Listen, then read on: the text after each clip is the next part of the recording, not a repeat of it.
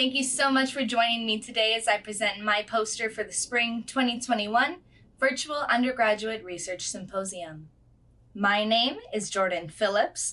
I'm a graduating anthropology research student from the University of Nevada, Las Vegas. This poster's research was conducted under the guidance of Dr. Jennifer Burns during Spring 2021, and my research is entitled Preliminary Analysis of Periosteal Reaction of the Tibia in the Erie County Poorhouse Cemetery, 1851 to 1913.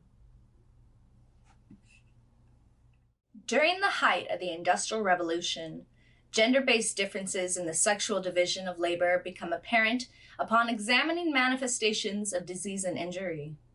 An analysis of the risk of injury and disease of the tibia, the bone located where your shin is in your leg, has great potential to produce valuable insight into the lifestyles of individuals and patterns of community health.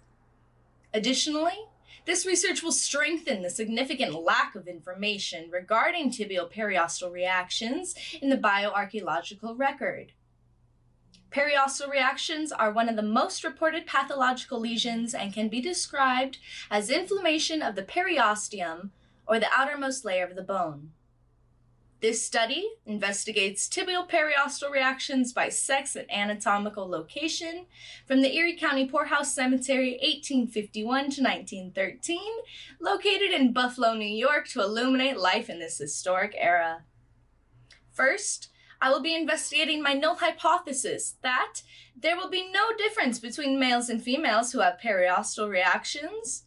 Secondly, I hypothesize that there will be more periosteal reactions on the right tibia than the left.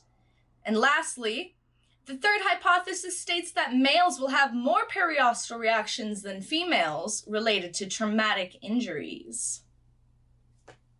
This study utilized archaeologically exhumed individuals from the Erie County Poorhouse Cemetery in order to investigate periosteal reactions on the tibia.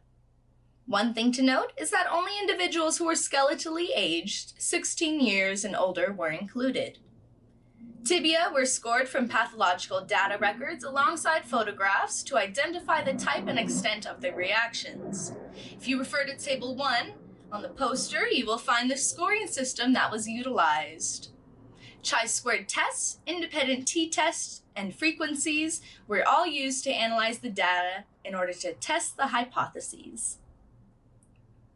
Figures 1 and 2 illustrate the overall reaction for females and males, respectively. From the 181 individuals, 96 or 53% displayed some type of periosteal reaction.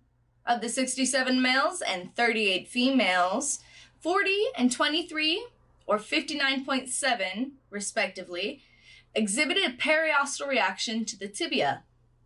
There was no statistical difference observed between males and females based on overall periosteal reaction.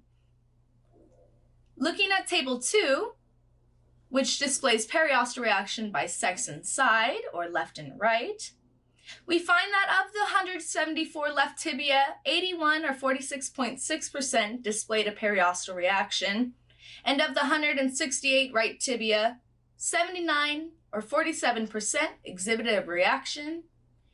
There was no statistically significant difference found between left and right tibia. Figure 3 depicts a bar graph of tibial trauma by sex and bone segment.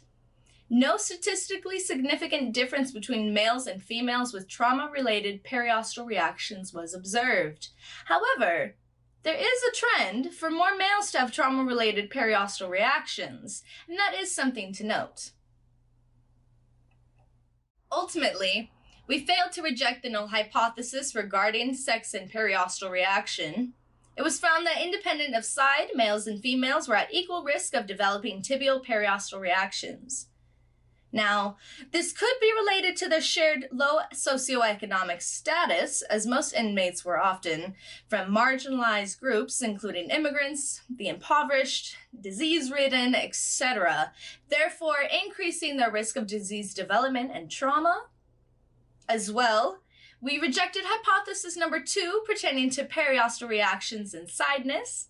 The left and the right tibia displayed an unbiased development of periosteal reaction progression.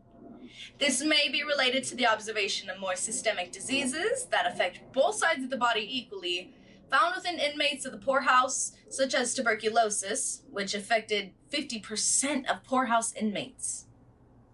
Finally, there was a trend for males to have a higher prevalence of trauma-related periosteal reaction than females, specifically on the left tibia. Research shows, however, that leg dominance is dependent on the types of activities performed.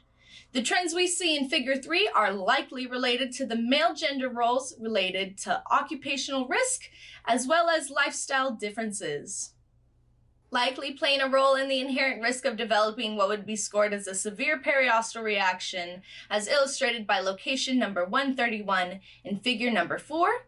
The Erie County Poorhouse further contributed to the oppression faced by many during the Industrial Revolution. As my presentation concludes, research for the Erie County Poorhouse Cemetery, however, has just begun. What do you think played an active role in the prevalence of periosteal reaction occurrences on the tibia during this historic time?